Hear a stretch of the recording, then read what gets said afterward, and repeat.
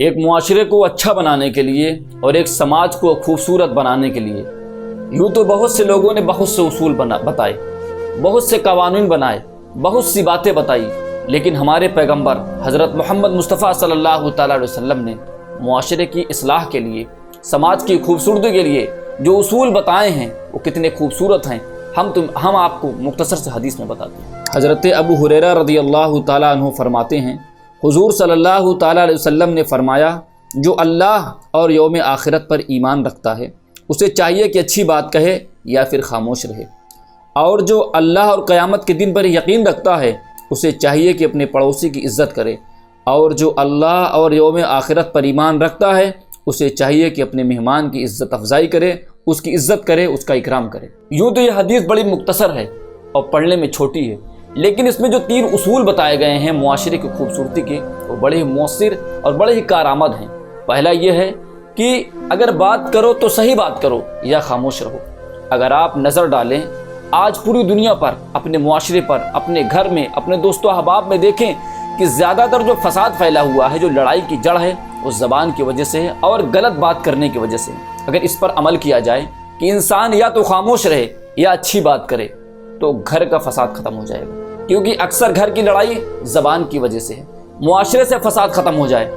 کیونکہ معاشرے میں بھی ایک دوسرے سے جو لڑائی ہے، ایک دوسرے سے حسد ہے، جلن ہے، اس میں زیادہ تر رول بات کا ہے، زبان کا ہے۔ اسی طریقے سے آپ دیکھیں دنیا میں، اور آج تو بات کے ذریعے جو فساد پھیلنے اور پھیلانے کا چلن ہے وہ سوشل میڈیا آنے کے بعد بہت زیادہ بڑھ گیا ہے۔ ایک انسان اگر سوشل میڈیا پہ آ کر ایک چھوٹی سی ویڈیو ایسی بول دیتا ہے، کسی کے مذہب کے خلاف بول دیتا ہے، کسی بڑی شخصیت کے خلاف بول دیتا ہے، تو بڑے سے بڑا فساد ہو جاتا ہے۔ یعنی کہ اس چھوٹے سے جملے میں،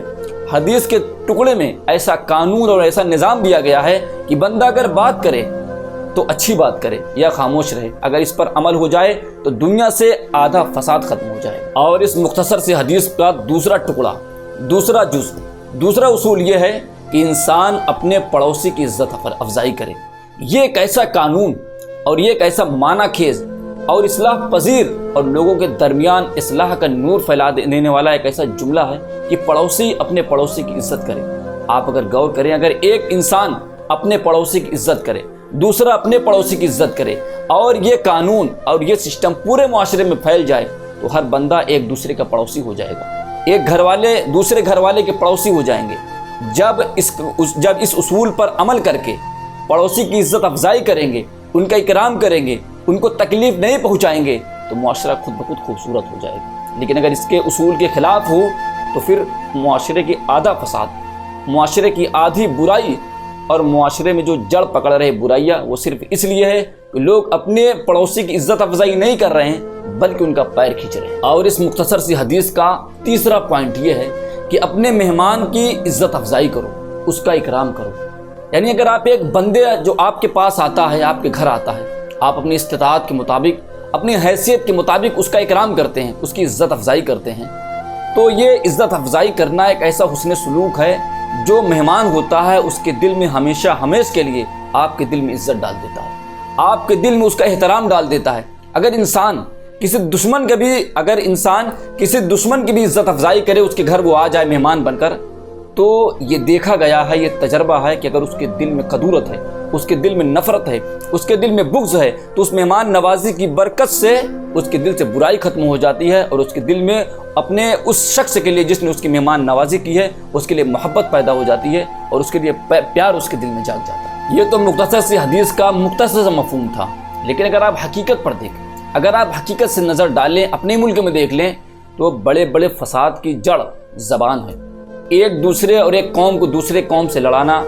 ایک مذہب کے ماننے والوں کو دوسرے مذہب والے کو ماننے والے سے لڑانا، ان کے دل و دماغ میں ان کے لیے نفرت کی آگ جلا دینا، صرف زبان کی بنیاد پر ہے۔ عام لوگوں کو تو چھوڑیے، آپ پارلیمنٹ میں دیکھیں، ایک سانسد اپنے ممبر سانسد کے ساتھ کیسا سلوک کرتا ہے، کیسی زبان درازی کرتا ہے، اور کیسے نازیبا کلمات اور الفاظ کا استعمال کرتا ہے، اور اپنے دل و دماغ میں بھری ہوئی نفرت کو اپنے زبان پر لاتا ہے، جس سے ہمارا لوکتنتر شرمندہ ہوتا ہے،